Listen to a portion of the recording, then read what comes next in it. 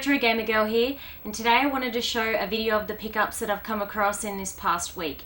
I normally don't get anything anywhere near the size of this anymore. I won't op shopping. I do tend to go op shopping a couple of times a week if I'm able to in between my work commitments. But this week I happened to find 17 PS1 games at a local store, and I ended up getting these for $2 each. I can't even begin to describe the actual quality of each one. If I could show you guys every single one without it taking forever, I would.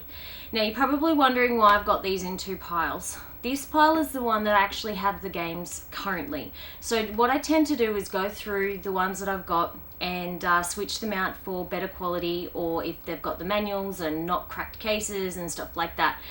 I also then update the collectors app, which we have our current database of all of our games catalogued in. So that database is really good. We have paid for it. It is a paid service. However, we can have it on both of our phones and so forth, so we never lose track of, even when we're out, we can have a look at games that we may or may not have. Now, generally speaking, why did I grab them all? Well, they were $2 each. You can't go past that. It was an epic haul in my eyes. I haven't found anything, as I said, for a long time like that. And I like to grab extra ones, obviously to switch out, as I said, but to hang on for other collectors. So if they've got something that I might want, we will trade along the line. So that's how I've been able to grow any of my collections of particular games. So the ones that we've got is Command & Conquer, Command & Conquer Red Alert. We do have a copy of the Crash Bandicoot too, but I think ours may be a platinum, so I'm just going to have a look at that.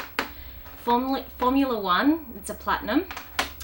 Resident Evil Director's Cut. Now this game is really tidy. It's almost like it's never been played, so we'll probably end up switching that one. Colin McRae. Duke Nukem Time to Kill. I already had that from you. I probably won't switch that one out. And Doom. The double case for Doom is also really hard to find in Australia.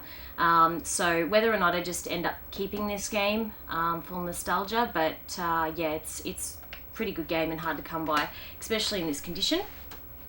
The ones that we didn't have and decided to keep, first off is Duke Nukem.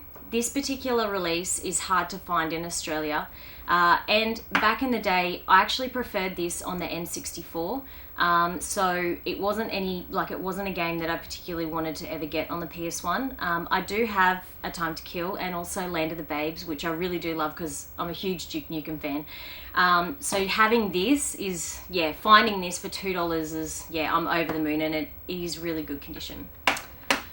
The next one is Heart of Darkness. You follow a boy's character where he loses his dog or it's captured, and you've got to go through a nightmare sort of world scenario and help rescue his dog. This is another game that's probably around the $30 mark, and I've always wanted to get it. It looks really cool. There's lots of YouTube videos on it as well, and it's just always been one on my radar, and I'm so glad I finally was able to get that one. G-Police, Loaded. I don't know a hell of a lot about this game. It is a platinum version, but it is really nice condition, and it's kind of like a shooter game, and you run around in little rooms and absolutely looks like you annihilate people, so I like my shooters, so that looks pretty fun. Extreme Pinball. From what I did look this particular one up, it does have a pretty cool soundtrack, so I'm looking forward to playing that. Overboard. Croc, again. Croc was not a game that I was particularly into when I was a kid, and I had a lot of N64 stuff over PS1, so yeah, this one's going to be a pretty good game to play. Abe's Oddysee. I actually did have this game as a child, and I didn't keep it, or it's got lost or something along the way.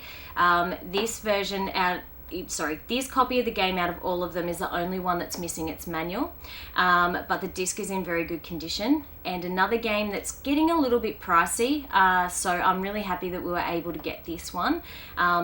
I still laugh at all the funny little intricacies of the game when he farts and all the other stuff that's pretty funny. So I'm really looking forward to playing this one with my husband. And the last one is Project Overkill. I didn't look this one up. It does have pretty cool images on the back. It also looks like a shooter slash a sort of over the top sort of gameplay. So yeah, can't believe my luck. It pays to sort of go out and op shop when you can. Luckily enough, this week paid off. I've gone out heaps and just never found anything. But yeah, here's our epic PS1 haul, and thank you for tuning in.